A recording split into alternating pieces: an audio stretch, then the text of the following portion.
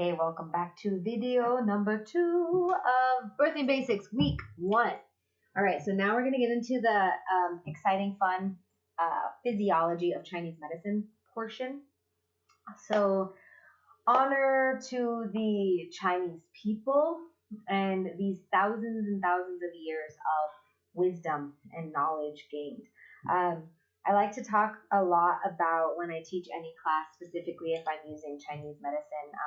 I like to talk about the way the Chinese were never colonized externally, not in the way the Americas were. There's actually a huge likeness between Chinese medicine and traditional Mesoamerican medicine. There's a book called Wind in the Blood that you can get to read about that. But what happened is upon European colonization, a lot of the medicine ways, or all of them, were at least taken away from the people in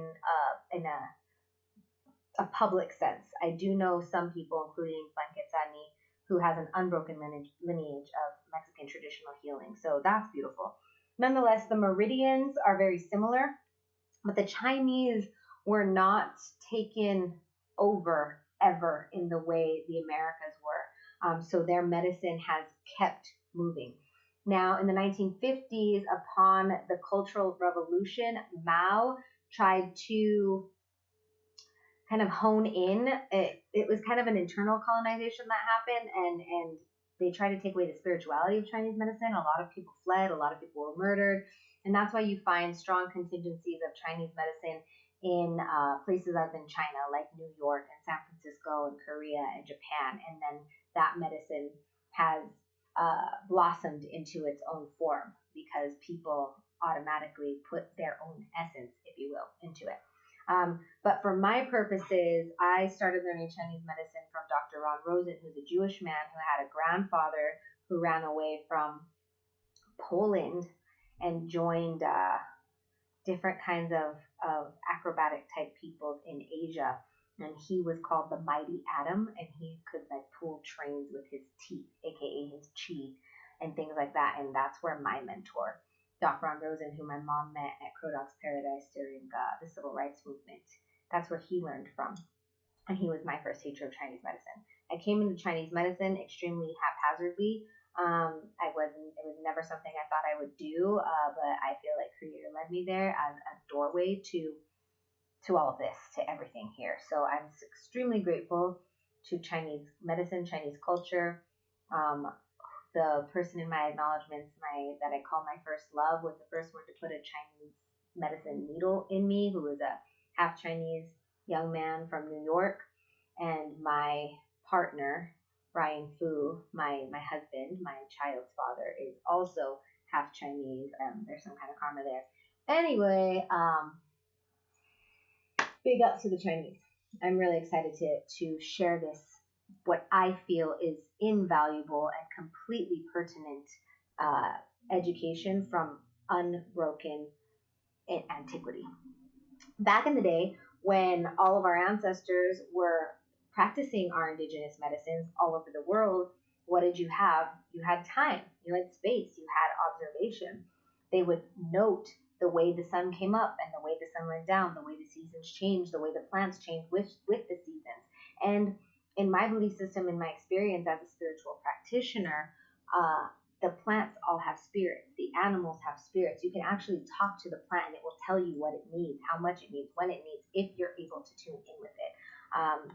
There's languages here that our ancestors were speaking to these organic matters, to the sunrise, to the sunset, to the animals, to find out how these plants worked on the human form to heal, to understand what was in harmony with the cosmos and what was out of harmony with the cosmos.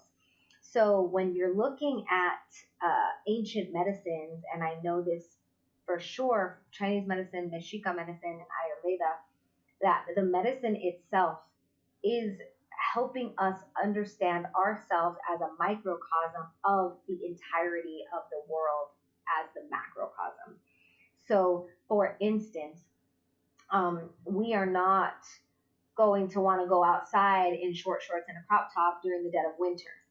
Okay, this is something that seems like everyone should know, but the things that we've lost with the beginnings of civilization, of industrialization. When we have air conditioners in the house, we might present with symptoms of like cold and dampness, even though it's summer outside, because we're not in accordance, we're not in harmony with our environments.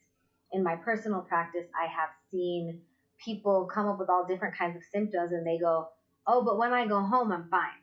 And that's because our bodies and our genetic makeup and our nurturance are forming our responses to our external environments constantly. Okay, so we can also have just a class on that. Anyway, I digress. Let's get to talking about the Bao Gong. So Bao Gong is what is called the wrapper palace, or our womb. Wrapper to me isn't, that's what my book said. Again, you can read here that it says an OBGYN course with instructor Valerie Hobbs from my last acupuncture school, Southwest Acupuncture College. And all this stuff was taken from the ancient texts. Okay, so once again, honoring the Chinese folk. Hibiscus, spearmint, rose, oat straw. Nutritive tea. Okay. Bao means more like an envelope or enveloping. So this is like the holding place, okay? The holding palace. Extraordinary vessel or organ, both yin and yang. Okay, so in Chinese medicine, we have 12 regular or ordinary organs that are either yin organs or yang organs. Yin meaning more holding, okay, and soft and passive. Yang being moving through hollow. So the yang organs are the ones that have the peristalsis, so the stomach and the large intestine and the small intestine. Okay. The Bao Gong, the womb, is both yin and yang. It's an extraordinary vessel. So it is responsible for storing or holding the monthly essence or blood, and storing and holding the fetus. That is its zang or yin quality. Now, it also has a yang quality as a hollow organ, and that is responsible for pushing out or discharging the menstruate every month and discharging the fetus at birth. It births the fetus. So that's the pushing, moving, strong yang energy. The place where the essence is treasured and concealed. So you'll see in the picture below, this is all from Frank Netter's Atlas of Human Anatomy, that this is the homologs of internal genitalia. So this is before it differentiates into female and male. So in Chinese physiology, they call the females the chamber of blood, or where your menstruate exists, and the males the chamber of essence, or your ejaculate, okay? And that's the prostate, where the ejaculate is formed. According to the precepts, we lose our life essence by menstruation and childbearing, and men lose their life essence by too much ejaculating. That is life essence. And we're going to come back to essence. Functions of Bao Gong or womb is to move the menstruate, to move it out, to harmonize gestation or make sure that the baby grows harmoniously, and to birth the child. Those are its jobs, okay? So we're going to come down here. The Bao Mai or wrapper vessel could also be called the Chong Mai or rushing vessel. It connects the womb to the network of vessels surrounding the heart through the pericardium for the purpose of moving heart qi back to the womb. And then, all right, so this is where I kind of like got my mind blown while I was researching for this course, because, well, I'm gonna rewind. When I was studying in China, I found out from a fellow student mentor person that the first person to ever translate a Chinese medical text was a French chef. He was not a medical doctor. He was not a linguist. He was a chef who somehow got into trouble in France and got, what do they call it when you throw them out? So he got thrown out of France for trouble, and he moved to China and just became completely fascinated with Chinese medicine, and therefore took it upon himself, as many Westerners are entitled to do, took it upon himself to translate ancient Chinese medical literature. And he coined the term meridian or méridien. Now, that then took on this legacy of having like this kind of woo woo, oh, it's just an energy channel, bro, kind of feeling, right? Which I've heard and seen many practitioners come into contention with. The meridians, if you look at them dissectionally, are actually run along big vessels and nerve systems. Okay, so they're not just like woo woo energy channels, they are the pathways of nerves and blood. So the Bao Mai in this interpretation is the aorta and the vena cava, and you can see that in this picture. Now, something I also wanted to point out about this picture, which was like, is in Ralph Netter's book, about half of the times I've seen a uterus, it's been clamped with something. And I don't know if that's the legacy of J. Marion Sims. I don't know if that's the patriarchy coming through, but it makes me feel some kind of way, and I don't like it. So I'm just going to leave that there for y'all to think about. Okay, so we're coming back up. So basically, if the Bao Mai meaning channel or pathway, Bao meaning this enveloping pathway, is made up of these two big paths of blood, and then all of the little vasculature around the uterus and womb and around the heart. It makes sense that if the womb is not happy, if there's a reason for stagnation, we'll get into this kind of stuff later, if there's a reason for it to be stuck, or if the heart is not happy, the heart being the emperor, the heart in Chinese medicine's emotion is joy, then there's not going to be a clear connection. In clinic, we have a diagnosis of heart and kidneys not communicating. We're going to talk about kidneys in just a second, but the kidneys rule the reproductive organs, okay? When we, for some reason, usually due to trauma, are unable to connect our reproductive centers because of maybe rape or all other kinds of things, obstetric violence, and our heart centers, or if we're like in a relationship where there's no love, or there's been abuse that turns off our heart joy, we are not going to be able to connect these two. And this says menstruation is smooth when heart chi and blood flow freely to reach the uterus unobstructed. So there has to be a clear connection between our heart and our womb. All right. Bao Luo, the wrapper network. So the Luo, the Mai are like the bigger channels, and the Luo are like the little connecting vessels everywhere. So this is the wrapper network, or the holding network, the enveloping network. The network of vessels distributed over the womb that supply and fill with kidney essence. Okay, now we're going to talk about kidneys. So when I do like a 5-element class, I always spend extra time on kidneys. And you can see in this picture, once again, those two things at the top, those are the kidneys that are they are connected to the blood and the nerves down toward and around the uterus, okay? The kidneys in Chinese medicine are the storehouse of primordial essence. So they're the first, the kidneys are located like right here where the small of the back is. Any of you who have medical backgrounds in anatomy, I would love to hear your take on all of this. Please share with the group. Write it down. And the kidneys rule the reproductive organs and everything below the kidneys. In Chinese medicine, the organs are not just viscera. The organs are not just material. The organs have consciousness. The organs are officials that have jobs to do with respect to the entirety of the body, of the form, including our emotional consciousness.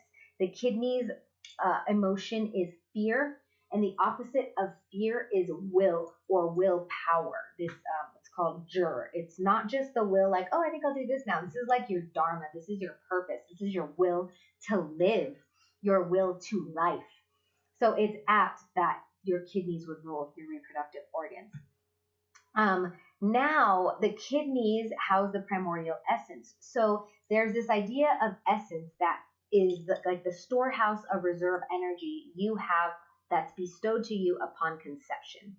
So that means that when your parents had sex, there was a certain quantity and quality of kidney jing that was passed from both of them to you.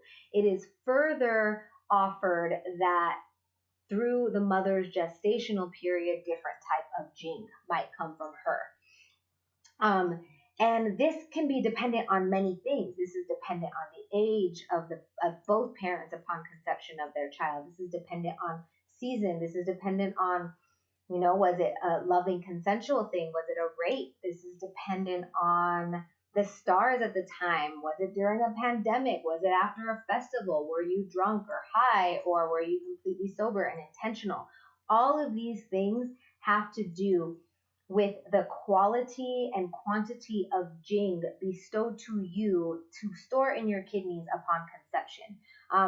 So it also has a lot to do with your character. I'll talk stories about that later. But there's no measurer of jing. Like you can see different people's jing. There's the if you have less jing, or if you have insufficient jing, there's higher chance of you having a child that has more developmental issues upon conception, because they don't have enough. This is why it's hard for when the older we get, the harder it is to conceive. All different kinds of stuff. So that's just a little brief introduction to Kidney Essence. If you'd like to know more about how to hone, how to reserve your kidney essence, you can look into Taoist longevity practices. This includes teaching men not to ejaculate when orgasming, as well as teaching women with Qigong practices to not release eggs. That's pretty cool stuff. So check those out. Okay, where am I? Okay, so the pathway of yin essence to the womb via the Bao Mai to the heart and the upper body. So the Bao Luo is the pathway of yin essence. So we need extra yin. Women carry more yin. Yin and blood have the same source. Women need this extra blood to be carried throughout the body to conceive. Okay, so in Western physiology, the blood grows 50 to 60% in the first trimester of pregnancy. So that just goes to show how much blood you need. That's why a lot of times when we get lightheaded, there's all these hormonal changes when we become pregnant. So we need to build our blood and take care of our kidney essence. The womb is a juncture between the Bao Mai and the Bao Luo, so it is what holds us for the Mai, the channel to spread the blood that comes from the heart. Between the heart and the kidneys, once again, if our womb is obstructed, neither our kidneys or heart are getting the best blood that they can get from the entirety of what you eat and how it turns into blood. And between the upper and lower jiaos, in Chinese medicine, there's concept of jiao or burner, and that's like the upper, middle, and lower, and the different organs that are housed in each of them. And there's an extra organ that is called the sanjiao, or the three burners, that is like the interstitial fluids that move between all of them. Okay, menstruation and the ability to conceive are dependent on abundance of blood sent from the heart to womb through the Bao Mai, and sufficient kidney essence supplied by the Bao Luo. Okay, so we need both mad blood that comes from what we eat, and that's why I'm drinking this hibiscus tea. Doctrine of Signatures, like treats like. So you hear in prenatal vitamin type stuff where they're like B12s and B6s. All of those types of vitamins and minerals actually come from plants that are high in those, but if you look at them, they're like the deep green colors and the deep red colored things that naturally have that. I also know and believe that food matter is way more assimilatable than vitamins. So even though you can take supplements, I read an article once that said that there's so many pills at the bottom of porta potties. because a lot of people's digestive systems, especially in the standard American diet, etc., cannot break apart the compressed nature of those pills. So if you do want to take supplements, I suggest doing powdered supplements, but drinking tea that's high in iron, etc., is going to be really great for preparation of the birthing body. Nettles, red raspberry leaf, alfalfa. There's all different kinds, and so many different healing people will try to give you different ones. I highly recommend, if you are not an herbalist or a nutritionist, that you seek out, well, even if you are, honestly, I recommend you seek out healer people to help you, because oftentimes we can't see our own stuff, okay? I had so many people work on me while I was pregnant. Okay. All right. And then the picture below this with the picture of the innervation, I just wanted to show you guys because of the presence of all of the different vessels and all of the different nerves. And the reason why I put this there is because dissection is an illusion. And I learned that from a man who was a dissector here in Colorado. His name, I'll leave his name out, but his place was called the Center for Anatomical Enlightenment. And he was very ceremonious about how he went about offering these bodies for dissection. And he made it clear, he's like, the reason dissection is an art is because you have to take it and spend hours cutting away at these pieces from all the other pieces. While I was with him, I saw somebody who clearly was a smoker, and how their lung smoke, dark dinginess, clearly went passed onto their liver. And those are separated by a diaphragm. Okay, so the fact that there are all these little pieces of the body is not accurate. Okay, the body is one whole thing, and everything in the body affects everything else in the body. The fluids you take in, the food that you take in, if the heart is not functioning or the womb is blocked, it's going to also affect the liver and the kidneys and the lo que sea, everything, okay? The body is an organism that is literally like a cell that breathes, okay? So that's why I have this picture, plus this is just all really cool. So all the pictures from Netter's thing are gonna be highly medical, with medical terminology. Go as deep into that portal as you want. I think it's all really cool, but I don't want you guys to get all like caught up in the details. I'm trying to offer you is the big picture. I'm a big picture person. Okay. Vital substances, chi. Chi is the commander of the blood. Chi is the child of blood. All of you who are parents know your child can be your commander. It's really just oxygen. Okay, chi is oxygen. It is the yang to the yin. Weak chi will not engender blood.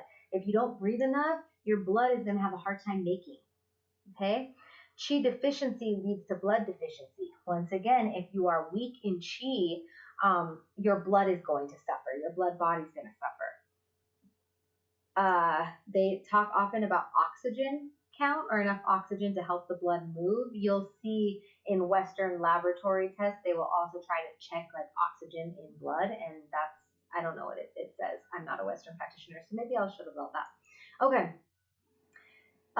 Chi deficiency leads to blood deficiency. Chi deficiency won't hold the blood. So this is something that I don't hear often in Western medicalized understanding, is that when our chi is weak, or our oxygen is weak, or our energy body is not present for a lot of reasons, bad diet,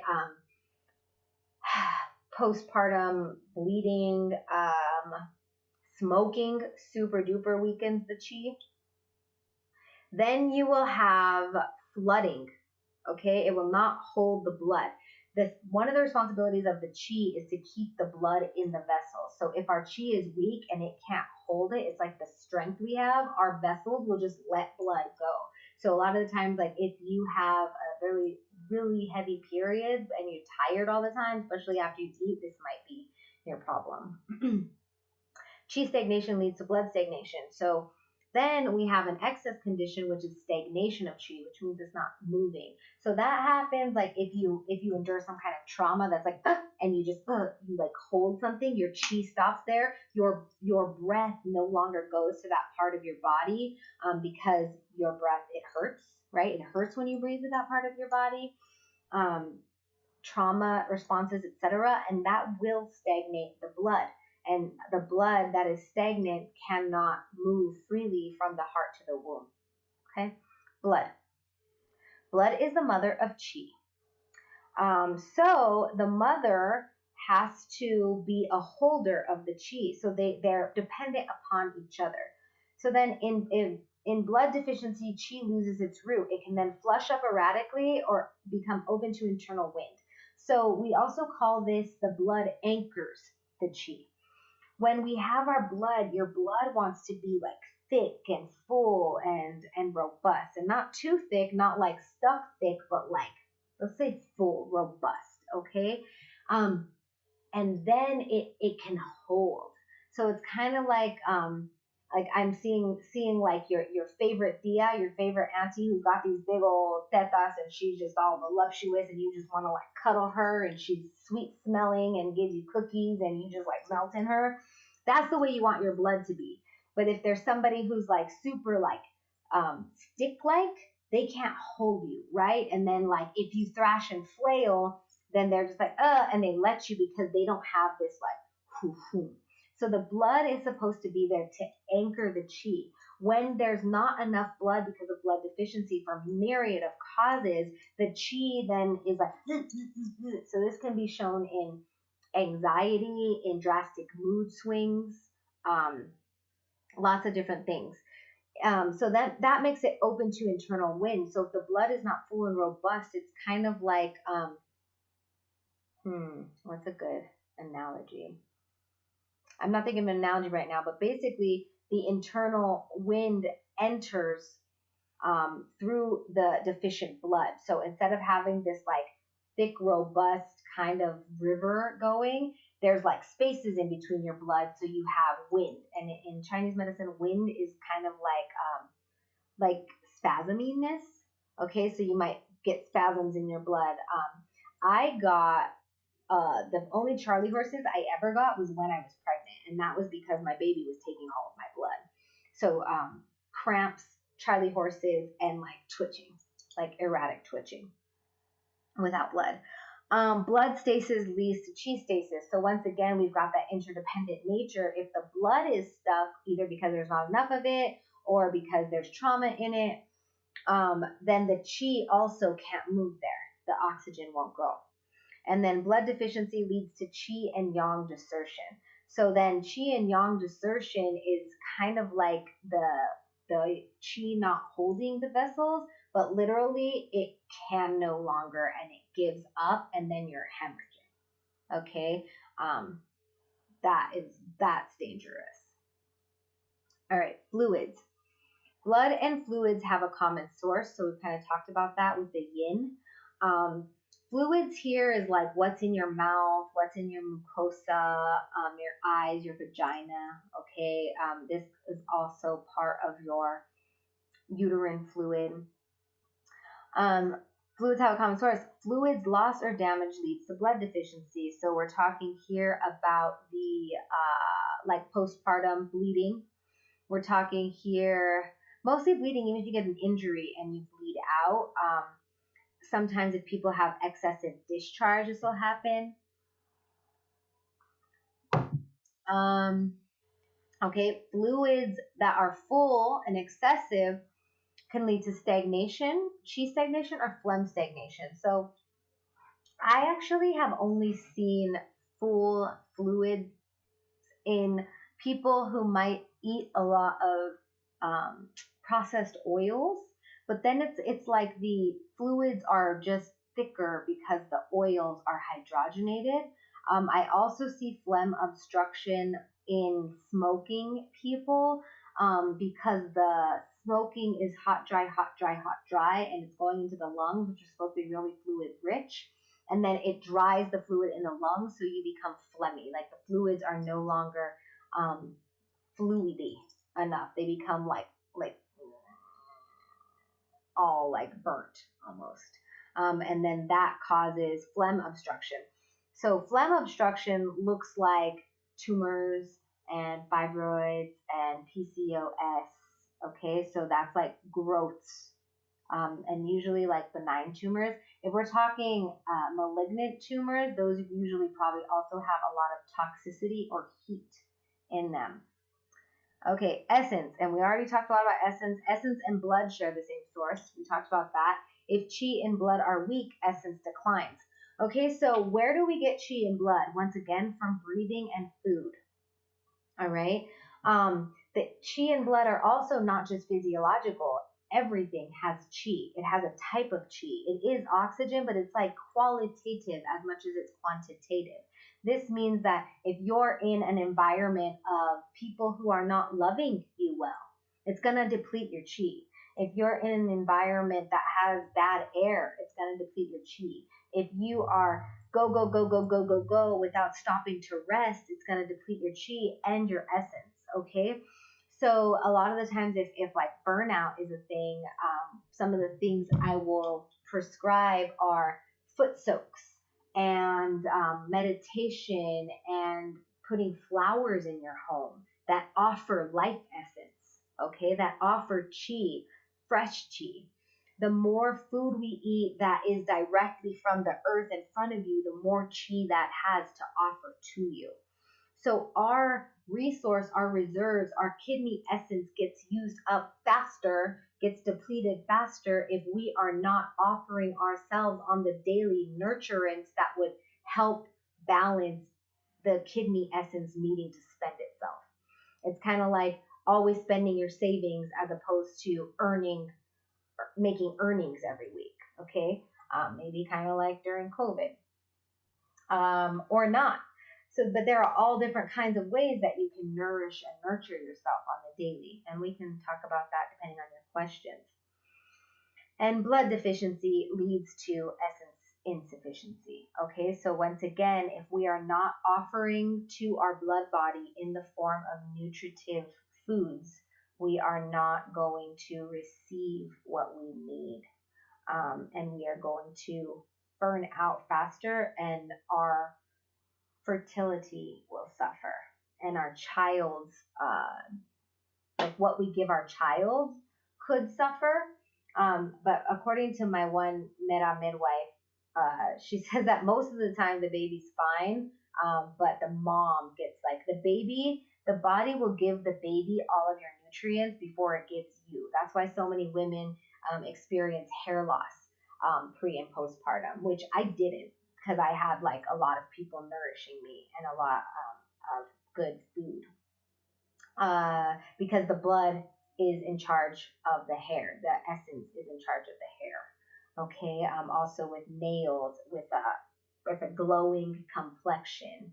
If you become very pale, very tired, very skinny, pallid, flaccid, those are signs of blood deficiency. And so we need to tonify the blood, tonify the essence. Okay, so now I'm going to go to the general anatomy, which once again, I'm not a Western scientist, but this is just general in case y'all didn't know. And there are a lot of pictures here, again, from Netter's book, just so you can check it out. Part of your homework is to look at your vagina, touch it, smell it, taste it, feel it in a non-sexual way, and become intimate with yourself. We're reclaiming here, guys. This is your body, okay? Before I go into this, I'm just looking at the pictures. I love this fascial ligament picture of the uterus. Look at how connected the uterus is to all the ligaments that hold it, like you can see in the colors here. So that's also that wrapper vessel, right? That the uterus is completely wrapped. The uterus is a muscle surrounded by ligaments. It's the strongest muscle, okay? It's just fascinating and beautiful and amazing to me that a baby grows there, but of course, it's like anatomically God, right? Once again, a clamped uterus, don't like that. Clamps, all the clamps. Okay, so those are all pictures. I'm just going to show you on the body. I'm just going to show you on the body. Okay, so I learned from my maestra y compañera Panquetzani that the womb is located, if this is your belly button and this is your symphysis pubis, or the bone of your pubic bone, your uterus should be about 1 to 2 finger breadths above and below those landmarks, centered about the size of your fist, right here. Your ovaries are going to be in this acupuncture point called zigong shui, which means the palace seed blood, seed of blood, and the palace of seeds and blood. So that's the ovaries right here. So there's the uterus, and the ovaries come and kind of like hang down here. It looks a bit different in the picture there. And it should be straight. Panquetzani, when I learned from her, she said that if this is the cervix is the opening. Okay, the mouth of the uterus, this is what dilates during birth. It looks like a little donut, if it's not cut open like in the pictures, and it effaces or gets thin, and it gets big as the contractions are pushing the baby down. You can see on YouTube, they'll show, like they'll put something inside of a balloon and like push it through the head of the balloon. That's like the cervix, okay? Anyways, according to Mexican traditional medicine, once again honoring my teacher Panquetzani, the matriz or womb is supposed to be straight up, and if the womb is any kind of way, they call that matriz caída or fallen womb. And when the womb is a certain kind of way, the cervix is also crooked, okay, like that. So when I got my acomodada from Panquetzani post baby, I also had a 37-hour labor, and I think it was because I got pregnant and my womb was retroverted to the left, like back, like that. And when I got body work done and she like used her hands to manipulate my womb and put it back in its place, the biggest expression that came to me was me watching male on female violence as a child.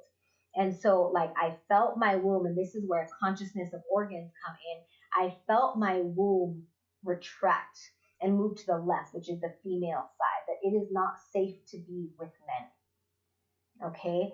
Now it was tripping me out that when I was looking at Netter's book, a lot of his depictions of the uterus, especially from a sagittal viewpoint or a side viewpoint, the uterus is kind of like hanging out back like this. And I was like, are most women's wombs just retroverted? Because we're like, ooh, Coco, no.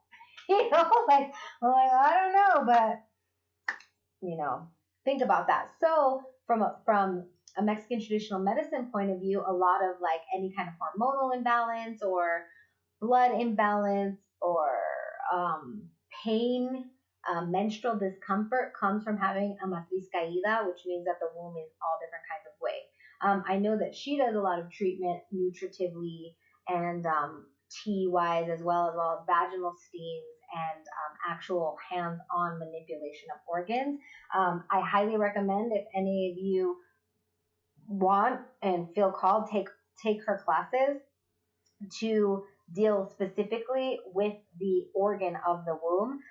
Everything that I've learned from Chinese medicine, but I also do like intuitive hands-on healing that I learned from my grandmother, also helps with all that menstrual pain and stuff like that. But it kind of blew my mind when I learned about womb's positioning and how that, according to that worldview, affects the wellness of the menstruating human in all capacities. Ovaries, okay, and vagina, opening path to your cervix. Okay, so that is pretty much it for that piece. Once again, I'm not here to teach you all the crazy things about anatomy and physiology from a Western sense.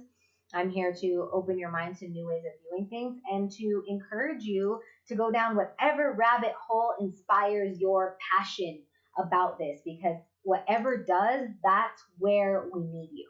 Okay? So that said, because now we've done the spiritual and the physiological according to me, I would like to move toward the spiritual conception. Like, what is spiritual conception according to Muse Medicina? But I have to find it first. I got to find it. I got to find it. I got to find it first. Okay. That's a reflection sheet. Sorry, guys. It's coming. I found it. Okay. The spirituality of conception. When my womb started doing the biological longing thing that I've heard many women womb carriers speak to, and I did not yet have any plans for conception or a partner to conceive with, my mother said, "Mijita, the babies come when they're ready." So that to me speaks exactly to the mystery and the kind of control we don't have of conception. I have also heard I have a book that a friend let me borrow a long time ago. I should probably do it back, but it's all about conscious conception according to a particular African tribe. And I know there are things, and you can look that up, about conscious conception, about like doing a ceremony that can call a human in. And I've seen that happen.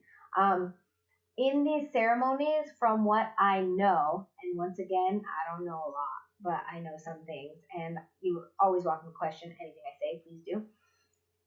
When we call these in, we are giving our power up to the great. Okay, we're not like, okay, now give it to me.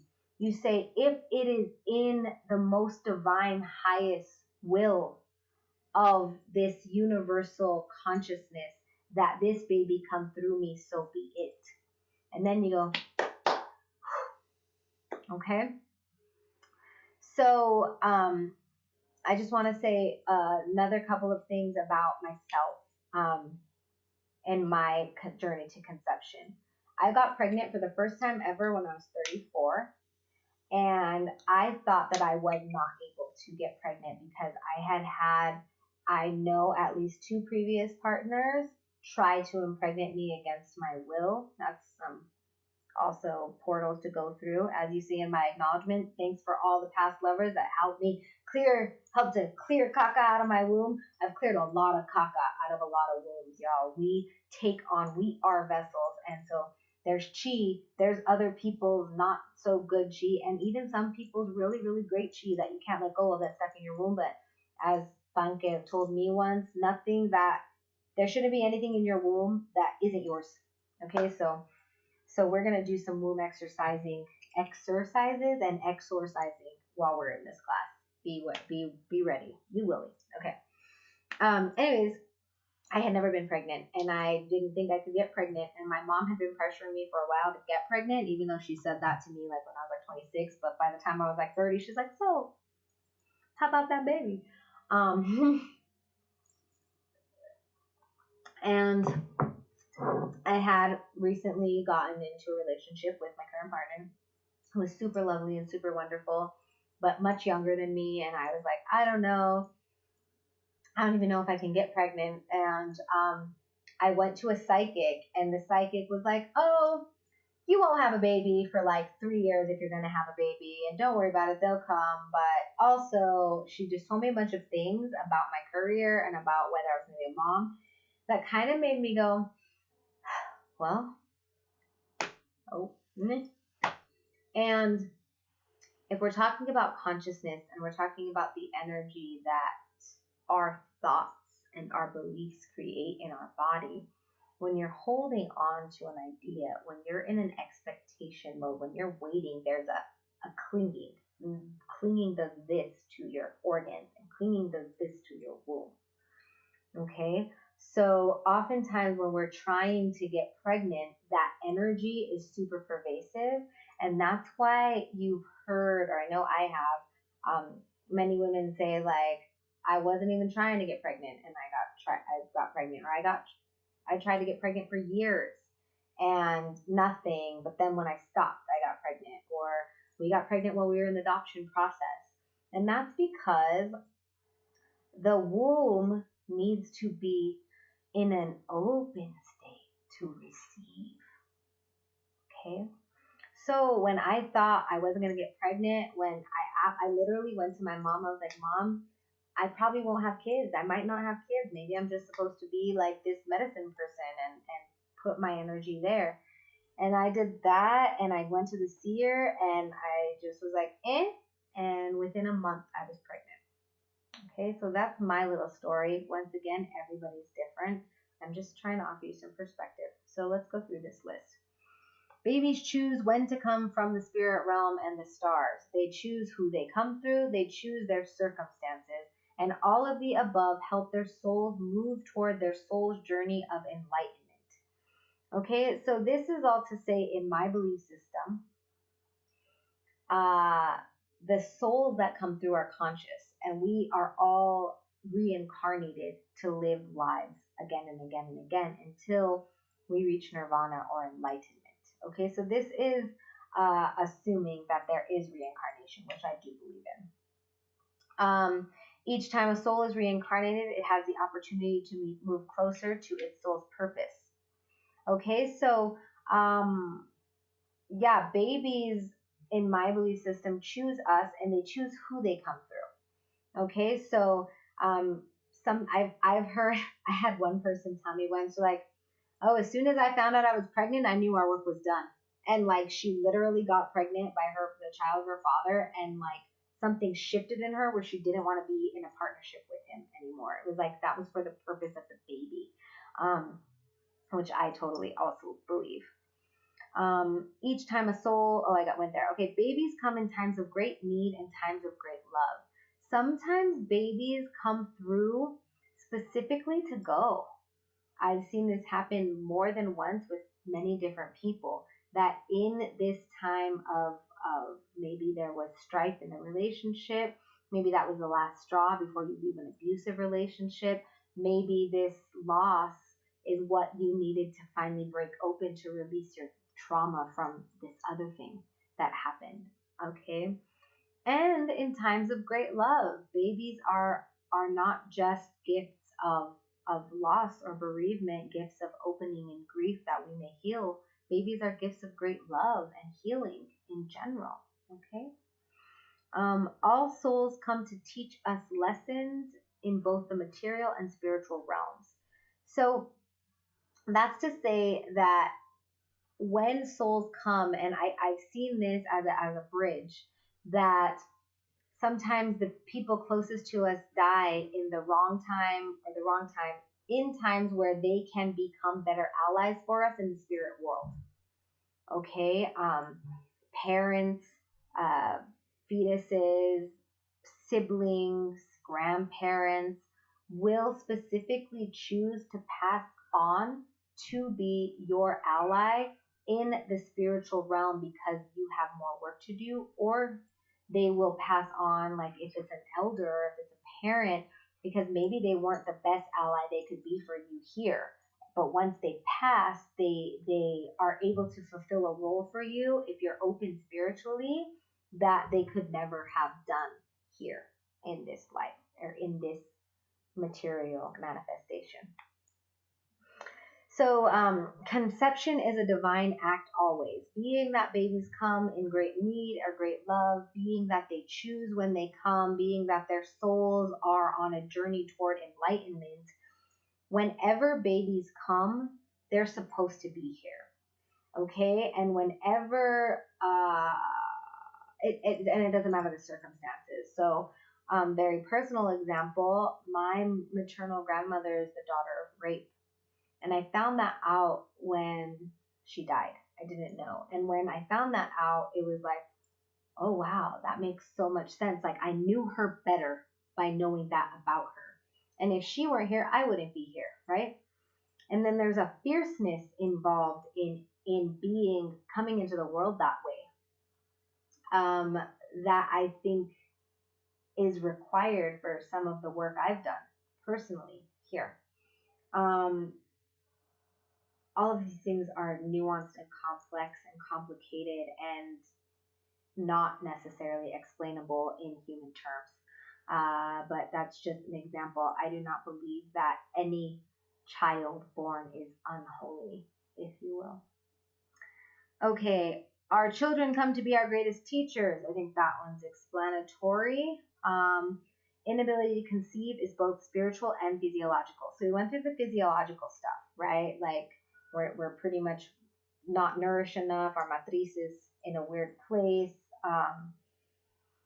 I'm not an expert on hormones, but the things that I know would translate hormonally. But also spiritual. When I got at one point I got like a limpia in a womb. A seer was talking to my womb, and they're like, "Do you even want to have kids?" And in that moment, I just saw myself. This is like I was 31 or 32. I saw myself in like a white dress, kind of in a prayerful way toward the stars. And I was like, no, not right now. Like, I'm not ready. I have work to do here. I had a patient a couple weeks ago, an infertility patient, and the way her cards read, or just like, you are such a high priestess and you have not given yourself the space to be it. And when we talked, she was like, oh my God, you're right. And she realized she didn't want to be pregnant right now. She wanted to move into her own yes for her own like medicina, her own offering. Okay, so often though these things are underlying, they're not conscious, they're subconscious, right?